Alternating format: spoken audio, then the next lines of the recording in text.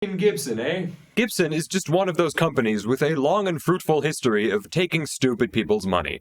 And lots of it. But it's currently near 4 in the morning, and I was just in bed on my side, scrolling on my phone, and I saw something that genuinely warranted me putting on pants in the middle of the night to record a video. A Premier Guitar press release with the title Gibson announces 1959 Humbucker Collector's Series. And that sentence alone should trigger alarm bells in your wallet. Gibson's original patent-applied-for humbucker pickups from the 1950s are considered the holy grail of humbucking pickup tone.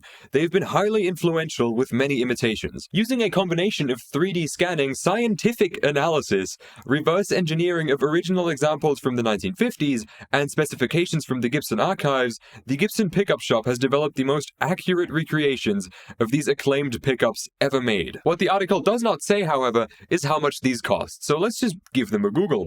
Gibson 1959 Humbucker Collector's Edition Series 1. Any guesses? Anybody? No? No one? $1,000. $1,000 for pickups. Now, I'm not as extreme on the entire pickup topic as someone like, say, Glenn Fricka. I mean, his audience does, greatly misquote him on some things, but he has claimed that most pickup purchases can be avoided by just tweaking the gain knob a little bit, and while there is some truth to that, especially in the high gain territory, which isn't what you're buying 50s Les Paul pickups for, but this is crazy. This is genuinely actually insane, because what they've done here is they've recreated something which, well, a set of these pickups will usually sell for about 4 or 5 grand on the used market, which, again, already ridiculous, but at least with these, they are preserved well enough to actually still function even though they are from the 1950s, and they are an original relic that is extremely rare to come by.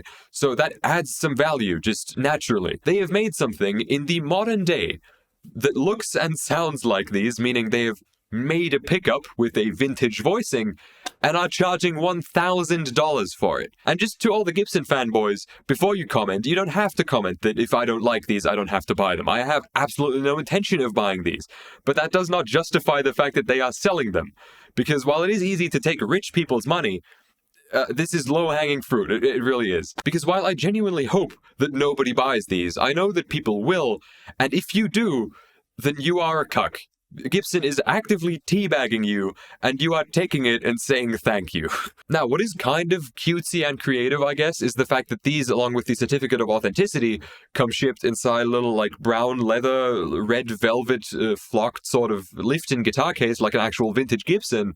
But that is also something they invest as little as possible into, just to upcharge you, and this will just collect dust in the corner as soon as you've installed the pickups into a guitar. I know, obviously, premium presentation for a premium product is the standard. People would be pissed if they paid $1,000 for these and they came in plastic with some foam in it, but at the same time they could just not use that case and therefore charge you less. But Gibson and charging less, those don't gel together. You can't use those in the same sentence. Now, the Gibson Pickup Shop already has pickups in it for $500 to $600 a pair, which there are pickups in there for $200 to $300 a pair, which is justified. I just recently put a pair of lace Alumitone Deathbuckers into this Iceman, and a set of these would cost probably $250 to $300, $320 to $350. That is the most any set of pickups in the world should cost ever. $600, already ridiculous. What makes these $600?